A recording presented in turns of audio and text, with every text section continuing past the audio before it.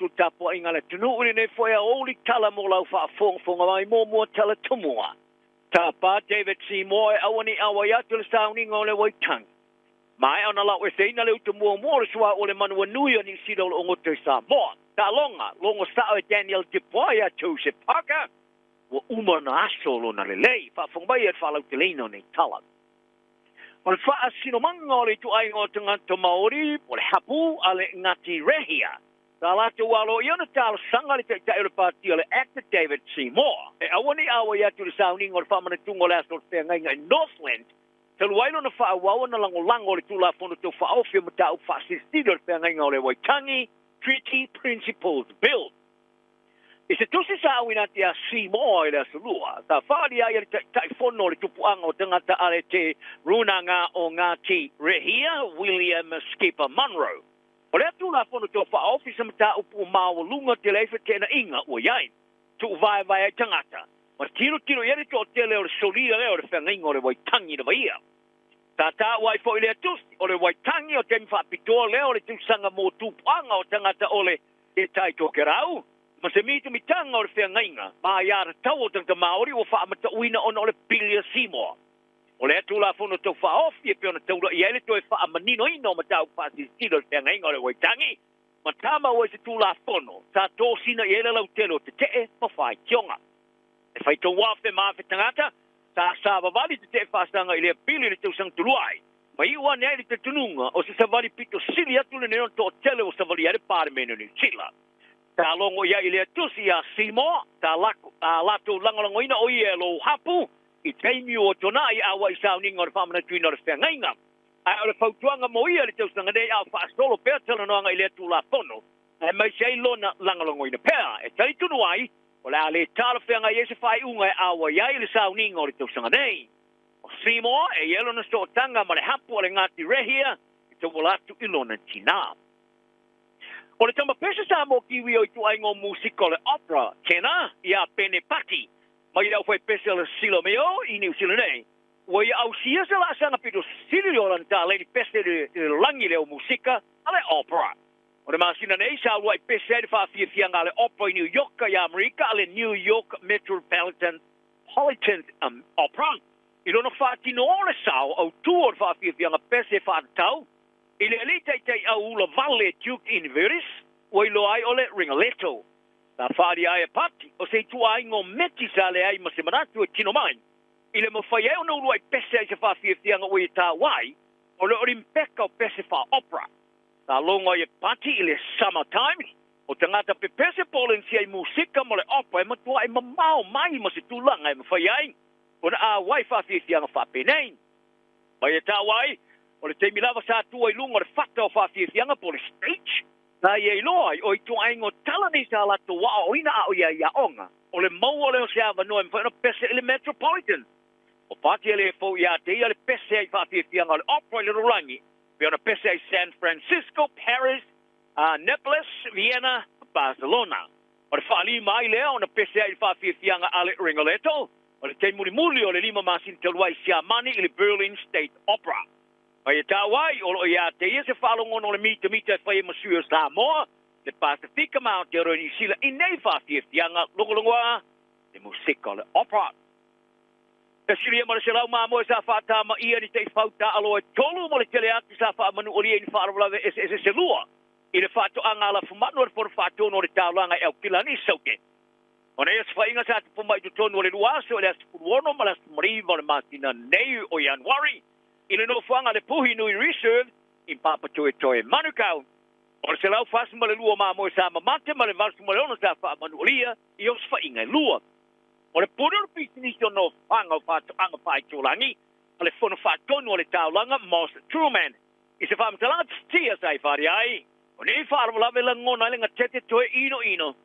O le whātu anga māmoe ma povi e whātamo e le whono whātonu e awa noa lea o tangata lau tele pe ona iai I ala savali e stavali ai lo toa. Tara wawe na whaia ngai o I ngā lau whai ngā lua ngai whaama mai se wa inga matau kia a ele I kilo e tangata siasim tangata vali. E ele te tonungo ni te I whauta alo e tolu sa la to whatinoa leo swainga o reisio te I whau sa mau e pulengo meoa ma tau fiai a wha mao popoina ia ni mōni mau. E siria male lusa lau to mai tio ta wa fia yau kilani mo le conferenisio ta ia o nga fa alinga le ASP Polyfest. Alo manai fa mana tui no le lima su tau sanga o le fa alinga le tau sanga. Nei. O le conferenisio fa tau sanga e val tau sanga. Paia. O le lua aso le conferenisio tu fa tia o mai ta i LPI. Ta i o tamai ta i o tamai fa pe mata ta i o a onga. Fa tontonu mata ta i o nganu. O sui a wai le fa tu singa fa le a onga. E taula e au tu e pe o le wairua, o le anganga, mafana, o li oli, mana, mito mitanga. E iai foi kulupo whāta singo whātinonga, tangata wala au lia whāpitoa, malu i tau i siva le ASP Polyfest, whāta singa uma o tilo iai, e a tili wha amaro si e tai te levou, o wha whaile le nai so tanga wa onga. O le tausanga nei, o le a whailonga e o tausanga piru sinia tu leo na tele, ta pe tele tuai au whāwhia ma tangata mata, o le a wain. Ta wha matale na ai le tamatai whatonu, te Yuli Terry Leo Mau. E iai au ngai whafo ese mau kilani a wai e peona te tala iai a manoa matai tai umoa o ngai le tunu. Pai e ta wai, o le whamana tuino le limas puto sanga e toe tilo ai lona am tanga mai. E le a Favis lau Fitz Malono. Ina o tani malo ari kolisa Hillary College. A o ngai e mangi de college a ore de college, ma Western Springs, ta a wai leu luai wha alinga. O le utu o le wharingo le tausanga nei, o le legacy, a Trista, handed down, am tamai la lua, e o le lima, o aprila. O le utu mo le sua ua le stea nei, ma le maa o le fita le Samia New Zealand, le Manua Nui, o longo to Samoa. O le sua ua maisi vai, o sua ua maisi vai la au filongia po Lieutenant, ua lau e seina i a pia, ma le va a tosa va, ua to Itali wane. Ma le more vai ngai luor fasolongo le ave se o swau. O le sui sini o fita ni sila more ngā runga tele Commodore Andrew Brown. O i tā ua. O lo iai le wha moe moe o iai le wha moe moe. O ni isi po le iai lo se numero ni malanga o le va ai whai ai anga ia pia. Mo le lau e se no swau ma toi tariwane. Ma ia tā wai.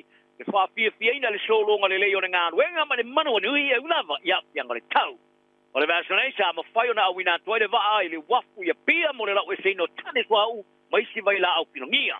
O tane te tele o Yesu au o lo marupui pui o na whaputu i le wafu ia pia au pa solo ngā sistenga mo le lapo ia o Yesu au. Wale ka mo doa, a Brown o fia le vai o whaalau tele fo e le malo sa mo e le vai ngore o ngā sami e whai ai whangotanga o no le unga sa Yesu suenga o le sami te rui nei. O le 2 kilomita le mamao le whaata amirsanga mai le vai ngongo toi le vao o wha ua pēr whasaina a o whaia ngā luenga mo le saonga le mū pēne e tā wai. Mai fiti, ua wholofola ina le ministar soi fua malo loina i le pipisar wha mai o le HIV i le tunu. Sa wholofola ai e Dr. Ratu Atonio Rabithi Lala Balamu i le afe ma le taus mariva ma tau fau. O te ngata ua fia le HIV ma le vai tau o Januari e o ia se tema ua afe ma le rupo paa. Na e tā wai o lea wholflanga o whailo i lo moni le tau ato o pipiso le HIV. Na i lo tau tua e mwhananga whatiaina e tau tua o soi fua marolo i no i nei.